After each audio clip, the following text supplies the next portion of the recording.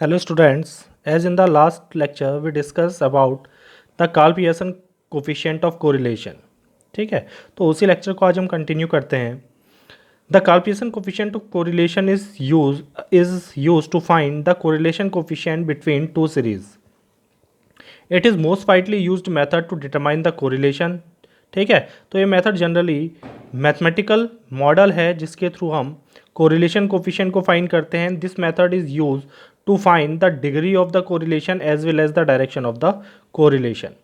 The Pearson coefficient of correlation is denoted by R, and the formula for computing Pearson coefficient of correlation R is equal to summation xy upon n sigma x into sigma y, where the small x denote the deviation of x variables यानी x series from its mean, that is x bar, and y denote the deviation y minus y bar, that is the y observations from the mean of y. ठीक है, where sigma x is standard deviation of the x series and sigma y is the standard deviation of y series and n is the number of pair of the observation to be correlated. तो कितने pairs को हम correlate कर रहे हैं, यानी x और y के कितने पेयर वहाँ पर बन रहे हैं, उसे हम n से डिनोट करते हैं.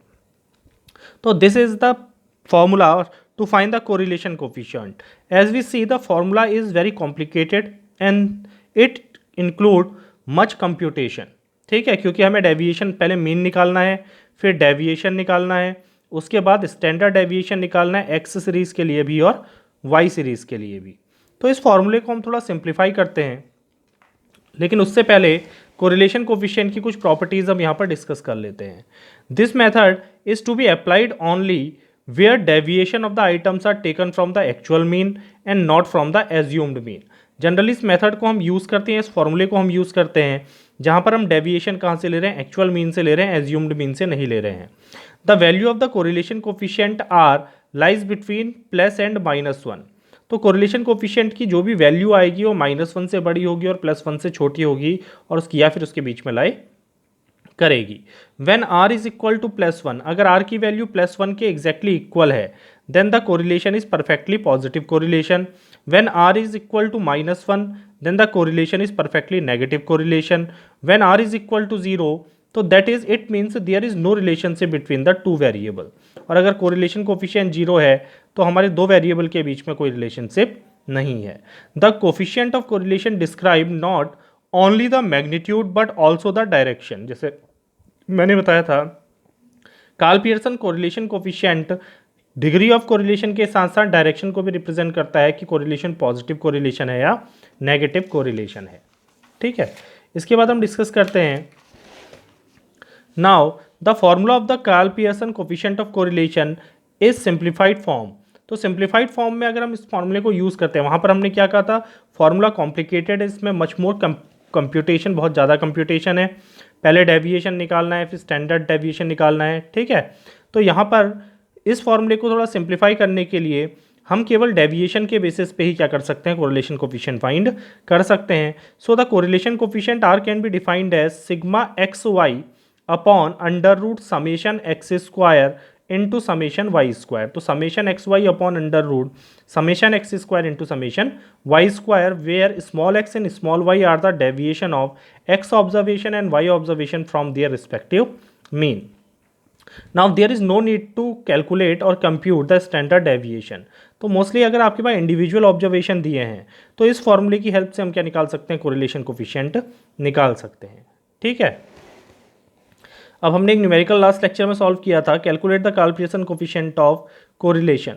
ठीक है, तो हमको दो सीरीज दी हैं, marks in maths and marks in computer science. तो मार्क्स इन मैथ्स को हम जनरली एक्स सीरीज ले लेते हैं, मार्क्स इन कंप्यूटर साइंस को हम वाई सीरीज ले लेते हैं. ठीक है, उसके बाद हमारा कंप्यूटेशन जो है पहले एक्स के लिए फिर वाई के लिए कर लो.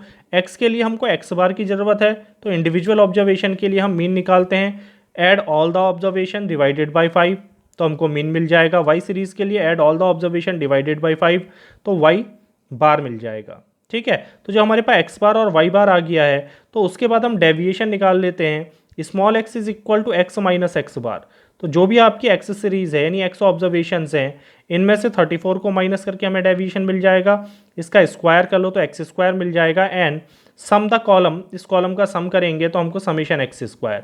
Same process is for y, y bar निकालो पहले, 35 आ रहा है, वाई से डेविएशन निकालो, वाई स्क्वायर निकालो, then multiply both the deviation X into Y. ठीक है, एक्स इंटू वाई का समेशन करेंगे and applied in the formula, और डायरेक्टली फॉर्मूले में अप्लाई कर देंगे। ठीक है, तो एक तो ये मेथड है आपकी जिसके थ्रू हम क्या निकाल सकते हैं, कोरिलेशन कोफिशिएंट निकाल सकते हैं। ठीक है, ये हमने लास्ट लेक्चर में डिस्कस कर लिया था, उसको रिवाइज कर रहे हैं बस। Now another formula to compute the correlation coefficient. अब कोरिलेशन कोफिशिएंट फाइंड करने का दूसरा फार्मूला अगर हम डिस्कस करें तो the formula to find the correlation coefficient directly from the observations. अगर हम चाहते हैं कि हम मीन भी ना निकालें, डायरेक्टली ऑब्जर्वेशन से हम क्या निकालना चाहते हैं, कोरिलेशन कोफिशिएंट निकालना चाहते हैं, तो फॉर इंडिविजुअल सीरीज, तो इंडिविजुअल सीरीज के लिए हम इस फॉर्मूले को यूज़ कर सकते हैं। Where r is equal to n summation x into y minus summation x into summation y upon under root n summation x square minus summation x का whole square into under root n summation y square minus summation y का whole square, where x and y are the given observations given values. तो यही values जो हमको यहाँ पर दी हुई हैं, marks in maths and marks in computer science, these are X these are Y, इन वैल्यूज को डायरेक्टली यूज करके समेशन एक्स निकाल लेंगे, इनका स्क्वायर करेंगे, समेशन एक्स स्क्वायर आ जाएगा। तो इस तरह से हम क्या निकाल सकते हैं, डायरेक्टली ऑब्जर्वेशंस को यूज करके हम कोरिलेशन कोफिशिएंट फाइंड कर सकते हैं। ठीक है, अब इसके बाद आता है आपका the correlation coefficient where the deviation is taken from the assumed mean. अभी हम एक्चुअल मीन से निकाला था, अब एज्यूम्ड मीन से अगर हम करते हैं तो एज्यूम मीन से जहाँ जहाँ पर ऑब्जर्वेशंस आ रहे हैं x y sigma y summation x summation y, तो यहाँ पर क्या ले लेंगे, डेविएशन एज्यूम्ड मीन से d x d y. So r is equal to n summation d x into d y minus summation d x into summation d y in upon under root n into summation d x square minus summation d x का whole square into under root, ये दूसरा under root है, n summation d y square minus summation d y का whole square, where dx is equal to x minus x bar and dy is equal to y minus y bar, where x bar and y bar are the assumed mean। ये assumed mean है, actual mean नहीं है, जो हमने assume किया है अपनी series के लिए। ठीक है, now the correlation of A grouped data, अगर डेटा हमारा ग्रुप डेटा है, डिस्क्रीट है या फिर कंटिन्यूस है, तो उस केस में हम क्या करते हैं, फ्रीक्वेंसी से मल्टीप्लाई कर देते हैं हर एक समेशन में, जो भी समेशन साइन है जहाँ जहाँ पर फॉर्मूले में, यहाँ पर हम फ्रीक्वेंसी से मल्टीप्लाई कर देंगे। तो अब हम एक क्वेश्चन प्रूफ सॉल्व करते हैं ग्रुप डेटा के लिए, ग्रुप डेटा के लिए तो हमने पीछे कर लिया है। ग्रुप डेटा के लिए अगर हम प्रॉब्लम सॉल्व करते हैं तो उसके लिए हम एक टेबुलर फॉर्म लेते हैं जिसमें हमारे दो सीरीज दी हैं ग्रुप डेटा के फॉर्म में, जिसमें डिस्क्रीट हो सकता है या कंटिन्यूस हो सकता है। तो डिस्क्रीट डेटा में ऑब्जर्वेशन होता है, उसकी फ्रीक्वेंसीज होती हैं, तो उसे हम कैसे सॉल्व करेंगे। ठीक है, तो उसकी एक प्रॉब्लम हम यहाँ पर आज डिस्कस करते हैं।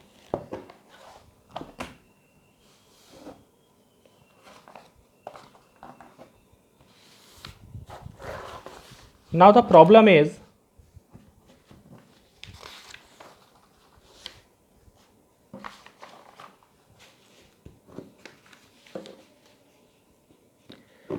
तो ये अगला लेक्चर है हमारा, find the coefficient of correlation with the help of Karl Pearson method.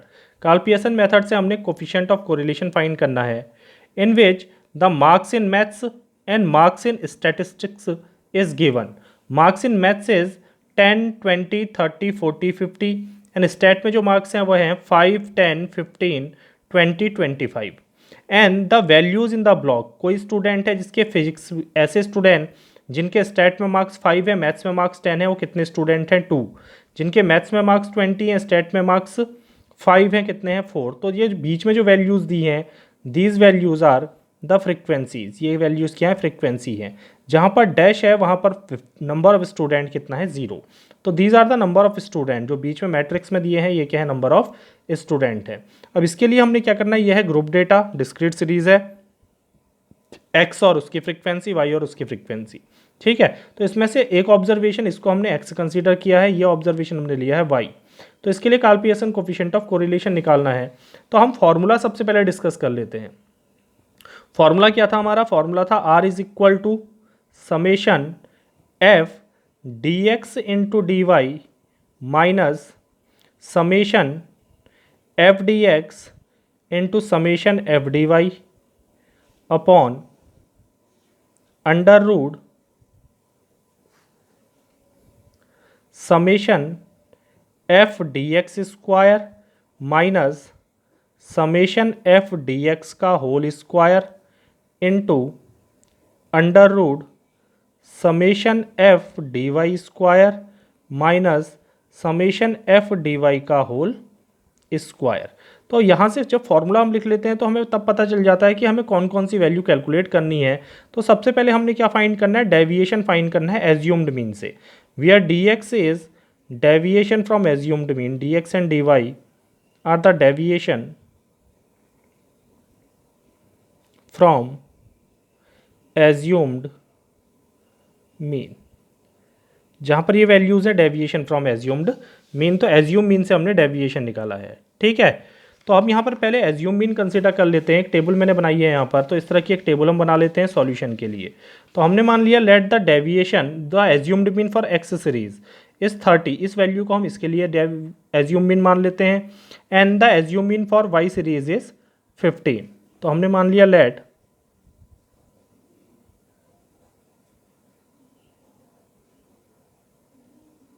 assumed mean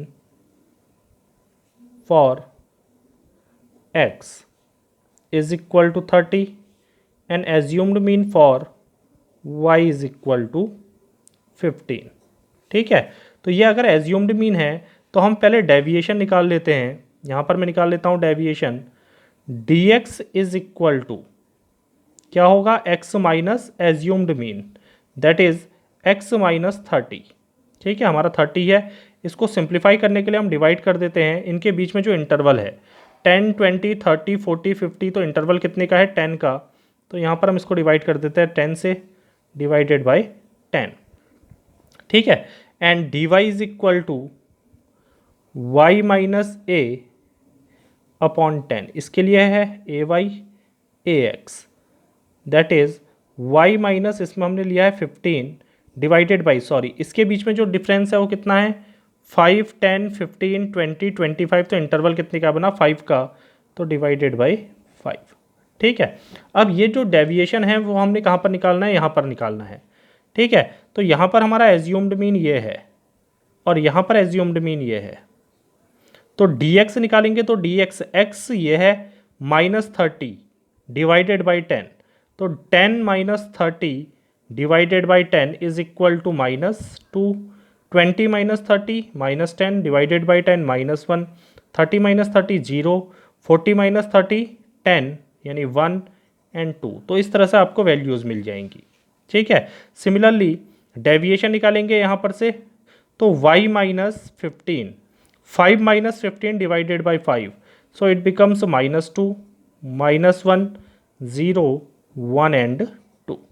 तो इस तरह से हम क्या निकाल सकते हैं, dx और dy की वैल्यू फाइंड कर सकते हैं। अब जब dx और dy आपको मिल जाएगा तो उसके बाद फिर हमने क्या निकालना है, हमने पहले फाइंड करनी है फ्रीक्वेंसी। तो टोटल फ्रीक्वेंसी अगर हम कहें तो फ्रीक्वेंसी को निकालने के लिए टोटल हम क्या करते हैं, इन सबको ऐड कर लेते हैं। तो यहाँ से फ्रीक्वेंसी ऐड करोगे ये मिल जाएगा, कॉलम में ऐड करोगे यहाँ वैल्यू मिल जाएगी। टोटल हमेशा n की वैल्यू इक्वल आएगी, चाहे हम कॉलम से निकालें या रो से निकालें। तो ये जाएगा 2, 4, 6, 7, 8 और 4 12, तो ये आ जाएगा 12। नाउ 8 + 2 10, 15, 1 16। सिमिलरली 3 + 3 6। सिमिलरली 4, 2 6 और 4 10, 4 और 2 6। ऐसे यहाँ पर निकालेंगे 8 2 10, 4 2 6 3 9 1 10, 5 1 6, 7 8, 8 और 3 11, 11 और 4 15, 4 5 6, 6 और 4 10, 4 + 1 5। ठीक है, अब इन्हें ऐड करोगे और इन्हें ऐड करोगे तो सेम वैल्यू आएगी, 10 + 10 + 10 30, 30 + 15 45, 45 + 5 50। तो n की value, total number of observation कितने होंगे 50, यहाँ से निकालोगे तो कितना आएगा 50 ही आएगा। जब ये वैल्यू हमें मिल जाती है तो उसके बाद हम फाइंड करते हैं, पहले ये वैल्यूज़ फाइंड कर लेते हैं एफ डी वाई। एफ आपकी ये वैल्यू कहलाएगी, डी वाई आपको यहाँ दिया है तो साइन के साथ मल्टीप्लाई करेंगे, तो 12 × -2 is equal to -24, 16 × -1 is equal to -16, 6 × 0 is equal to 0, 10 into one, f ये है आपका, डी वाई ये है, 10 into one is equal to +10, 6 into two is equal to 12। ठीक है, अब इन्हें ऐड करोगे तो ये हो जाएगा आपका कितना, -40, -40 में से कितना माइनस करेंगे, 22, तो -40 में से 22 माइनस करोगे तो ये आ जाएगा -18। ठीक है, तो ये आ जाएगा, इसको ऐड करके आ जाएगा समेशन एफ डी वाई। फिर हमको निकालना है एफ डी वाई स्क्वायर, तो एफ डी वाई स्क्वायर हो जाएगा, एफ तो 12 है, d y square, d y हो गया आपका कितना, -2, तो -2 का स्क्वायर करोगे और उसको एफ से मल्टीप्लाई कर दोगे, -2 का स्क्वायर हो गया 4, 4 into 12 f d y square, तो 12 इंटू 4 इज इक्वल टू 48।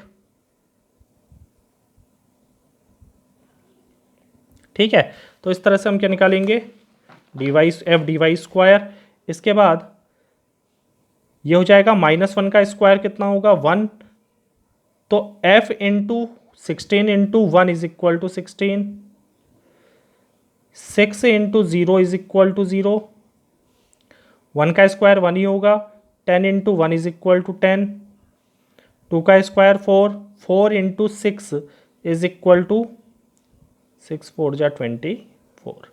ठीक है, तो इस तरह से हम क्या निकाल सकते हैं, एफ डी वाई, एफ आपको ये दिया है ना, ये एफ है, और डी वाई स्क्वायर, इसका स्क्वायर करो और एफ से मल्टीप्लाई कर लो, वो वैल्यूज़ यहाँ पुट करो, इनको ऐड करोगे तो आपको मिल जाएगा summation f d y square. तो summation f d y square हमारा ऐड करके आ रहा है 98, this value is equal to 98। इसके बाद हम निकालेंगे f d y d x. अब f d y d x कैसे निकालना है, एफ हमारी ये वैल्यूज़ हैं into d y into d x.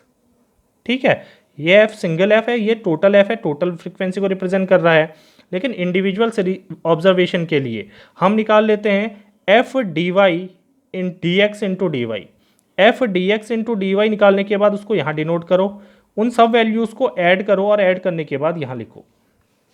तो पहले ब्रैकेट के लिए अगर निकालते हैं, एफ हो गया 2, डी एक्स है -2, डी वाई है -2, तो 2 into -2 is equal to -4, -4 into -2 is equal to +8, तो ये हो जाएगा आपका, यहाँ पर लिख लोगे +8।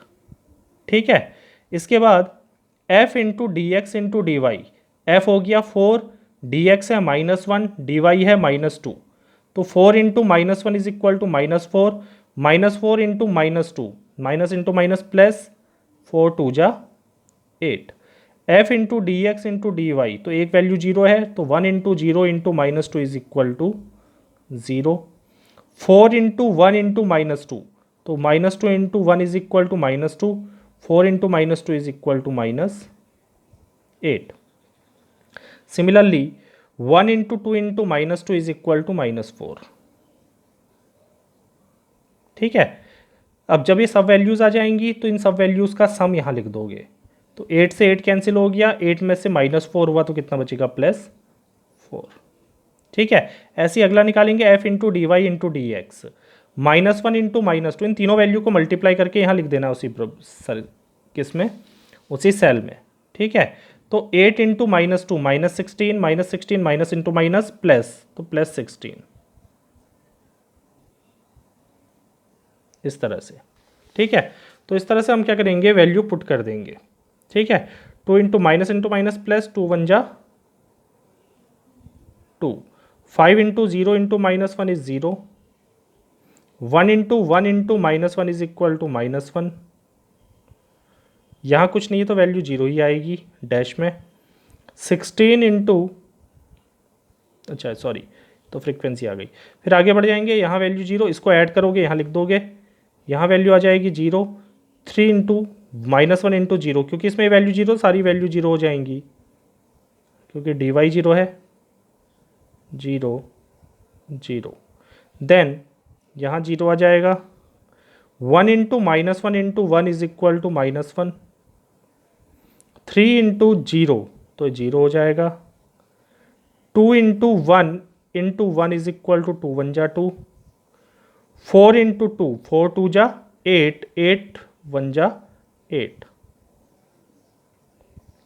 देन इधर 0 आ जाएगा, इधर 0 आ जाएगा, 4 0 0, 2 1 जा 2, टू टू जा 4, यहाँ 0।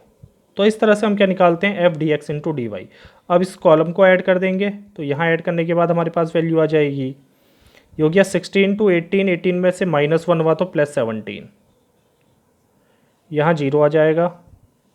यहाँ आ जाएगा आपका -1, 4 टू 8, 8 टू 10, 10 में से -1 हुआ तो +9, ये हो जाएगा +4। इन सबको ऐड करोगे तो ऐड करके मिल जाएगा summation f d x into d y, ठीक है। और ये वैल्यू आ रही है 34।